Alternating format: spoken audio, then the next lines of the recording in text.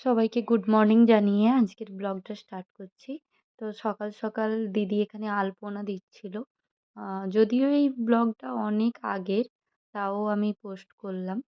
আ আ এখানটাতে দিদি আলপনা দিচ্ছিল সেটা দেখতেই পাচ্ছ। আর এমনিতেও দিদি খুব সুন্দর আলপনা দেয় ১ম থেকেই। এখানে দেখো না একটা এক্ষুনি ভাই আয়।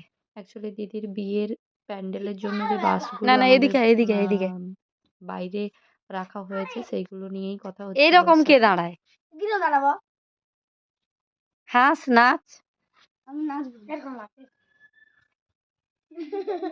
নাচ, নাচ, নাচ। মজা লাগছে? দিদির বিয়ের বাঁশ পড়ছে বলে মজা লাগছে?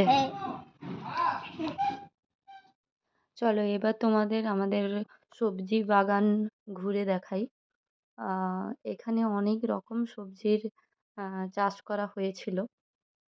তো এখানে দেখতে পাচ্ছ ধনেপাতা আর এগুলো রয়েছে মূলো শাক সাইডে।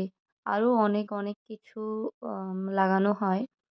তো এখানে আরও অনেক কিছু দেখতে পাবে এই সাইডে। এগুলো লাল মূলো, সাদা মূলো দুটোই রয়েছে। তো আর এই দিকটাতে দেখো পালং শাক রয়েছে। আর ওই দিকটাতে কলাই শাক রয়েছে। তো যারা শহরে থাকে তারা হয়তো এগুলো কিনেই খায়।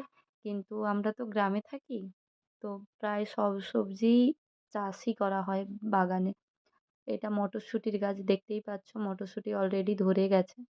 তো আর বাড়িতে জানো তো সবজি যখন হয় তখন আলাদাই একটা আনন্দ হয়। কারণ যে সবজিটা লাগানো হয়, যে গাছগুলো পোঁতা হয় তার অনেক আনন্দ হয় যখন সবজিটা আল্টিমেটলি হয়ে যায়। আ এখানে দেখো ফুলকপি, বাঁধাকপি, ওলকপি সবগুলোরই গাছ লাগানো হয়েছে এখানে। এই দিকটাতে ওলকপি হয়েছে। আর এইটা ফুলকপি। সব একটু, একটু করে ধরেছে আর এটা বাঁধাকপির গাছ দেখতেই পাচ্ছ। আর এখানে দেখো ব্রকোলিরও গাছ রয়েছে। আ ব্রকোলি সাধারণত প্রায় কিনেই মানে কেনাই থাকে। কিন্তু আমাদের আম এখানে ব্রকোলি লাগানোও হয়। তো ব্রকোলিও হয়। এই দেখো কত, কত বড়, বড় হয়েছে ব্রকোলিগুলো। প্রায় অনেকগুলোই হয়েছিল। ১০ টা থেকে ১৫ টার মতো ব্রকোলি লাগানো হয়েছিল। সবগুলোতেই হয়েছিল। আর শেষের দিকে না অনেক পোকামাকড় লেগে যায় কিন্তু ১ম এর দিকে অনেক ভালো হয় গাছগুলো।